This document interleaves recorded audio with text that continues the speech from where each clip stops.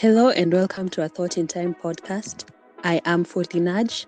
And I am Liha, the drama emperor. We invite you to be part of great conversations that will steer you into the journey of learning, unlearning, and relearning in a more awesome way. Listening to this podcast will have you automatically light the mental bulb and go, oh, I see. It begs you to ask yourself for the contribution in your own learning process. As we call it, A Thought in Time. a place where your random thoughts matter.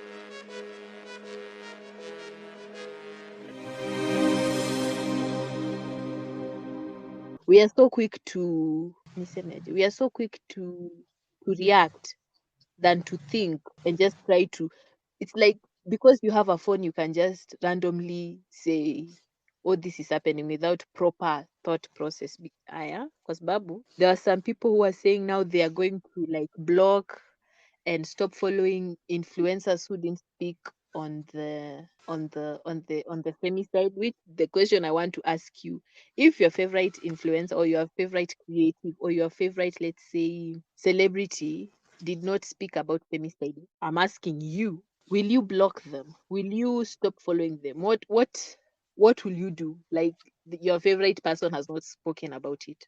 Nothing. My thought is you don't even know what also that person is going through. And even if they're not going through anything at the moment, it is their choice.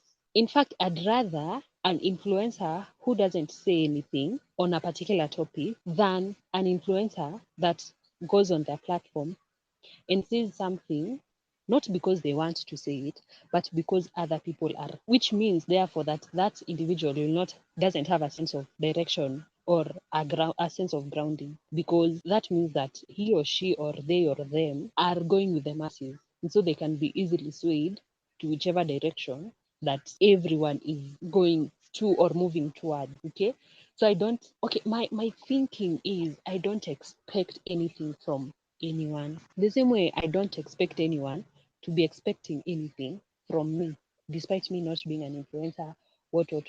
I don't expect you, for example, as my friend, to come at me not having an opinion on a particular topic.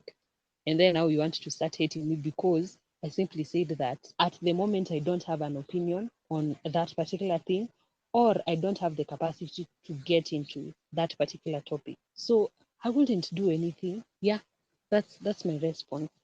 Yeah, and I agree with you because for a moment I was like, people are really entitled out here, and it's because of social media. You are entitled to someone's voice, not knowing you also have a voice. It doesn't matter if Yeah. you have followers or 100,000 followers. You can voice out your frustration to that two followers, but the grounding, the reason for blocking them and mostly it's because, oh, they have this huge following and they're not saying anything. Then I was like, you're entitled to someone's voice. Did you follow them on the basis that they are activists? Because you didn't. You follow them because you liked them. Maybe you like the way they dress, the way they genuine like them, but you didn't like them for activism per se, like the way they speak against something or something. So for people to just say, oh, we are going to block them, I feel it's entitlement. And maybe someone is triggered and they can't say. Like people don't. Social media has brought a lot about cancel culture that is very, it's like air. People are so quick to breathe it. Oh, let's cancel so and so, but nobody wants to know that you also have a voice. Why are you so entitled to someone else's voice? Yani lazima yeye aongelee ndio feel like. Unajua pia hiyo ni kaa kuweka mtu kwa pedestal. It's like giving them a lot of power to say, unless you speak about it, then we are not going anywhere. But you are speaking. There has been a lot of people who went to march that day. There are a lot of this organization. For you to minimize it, I mean, to bring it down to that one influencer who didn't speak about it. Wild. Wild days we are living in. Wild But I days. also think the way you said, did you follow them because they are an activist? I think also activists have their niche. As an activist, it doesn't mean that I will be like kusema activate, lakini najua si kuactivate. It doesn't mean that I will be championing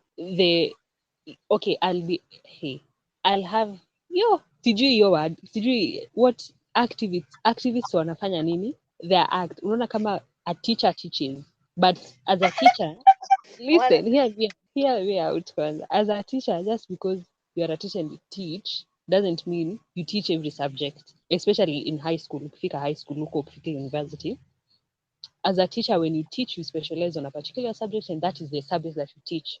And so my belief is also, as an activist, it doesn't mean that you will speak up on each and every topic. I think you will speak up on the things that kuna venye zimekugusa basically. And even if you followed a person because they are an activist, your expectation of them to be, mi tatumia tu activating at this point, each and everything, I also feel like that is wrong, because that is also putting a pressure on that particular individual. Because just because you are an activist, I don't think that you have experienced each and everything or each and every issue that each and every person that follows you has experienced. Do you guys get my point? Mm-hmm. And it's true because Bible still entitlement. That is the word. People are very much, but what you said is true. I don't know what activists do. They activate. They put action. But I feel I agree with you. They have their own niche. There's some people they are activists nini against wildlife, ikifika elephants and what they speak up, but they cannot speak on political issues. Exactly. My point is, let us not feel that we don't have a voice. Let us not feel that we cannot cause a shift, that we cannot make a difference. And we Mhm. place so much power and to place so much power on somebody else's when you can do it yourself. Why do you want that person to speak when you've not spoken? And if you have spoken, why do you feel that you cannot cause, you can cause a difference in just one person, and that is enough. Then Yeah. Joto ukidhani this influencer will cause a shift in 100,000, you'll be shocked that out of 100,000 followers, none has like changed their mentality, none has cared. But someone has scared. I think we should focus on our voices. What do we want to do? Have you done what you want to do? Than to start pointing fingers. Kwanza, you are shifting the whole conversation from people who are being killed, from victims, to a whole different conversation. And that is what the murderers want. That is how they rob us. That is how they win. Because they are confusing us, confusing the mass, and you are part of those people confusing the masses. Stop confusing the masses. Stick to the plan and the idea. Please, let's activate. Naanza hapa story zingine. Why are you studying another story? Ah, This is a whole different story. And okay, because I've been thinking, let me say now this last one. Do you know mwenye alifanya ni on-set thinking ilikuwa my favorite person, Chimamanda, Miss Chimamanda, and he said there's power in storytelling, and it made me think, because there is a way stories are told that unajua, if we tell men that this happens, sometimes they don't really understand, and it happens like hawaelewi. Unaweza ambia mtu hadi wako like bado I'm not getting your point, but through stories, like the way unajua writer anaandika hadi you can feel the inaitwa turmoil, yani you can feel the mashida of the character. I think it vividly paints the picture. So men should start reading. A lot of men. There are a lot of books that really shines light. Shine. shed. Sheds. Shed. You hata ikukua kabisa. Thank you very much.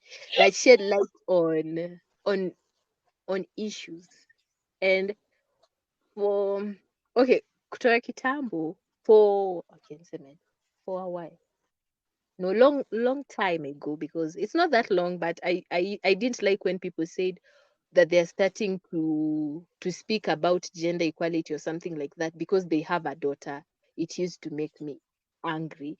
But right now I'm understanding that people can start at any point they want to start.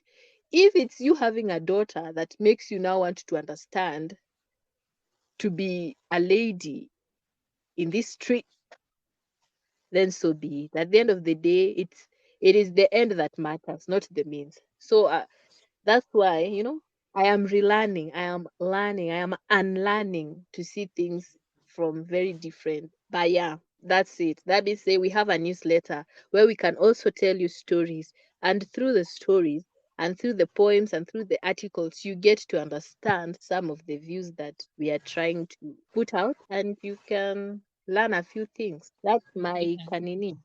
Kamwisho kangu. That's your parting shot. Yeah, that's me. That's me parting there. And that's my shot. Thank you guys for listening to the episode. We hope that you have learned, unlearned, or relearned something. And in the event that you haven't, be sure to stick around for the next episode for a more awesome experience. Or better still, re-listen to this episode until your bulb is lit. Don't forget to like, share, Subscribe, and comment throughout the episode. Bye, guys. Adios.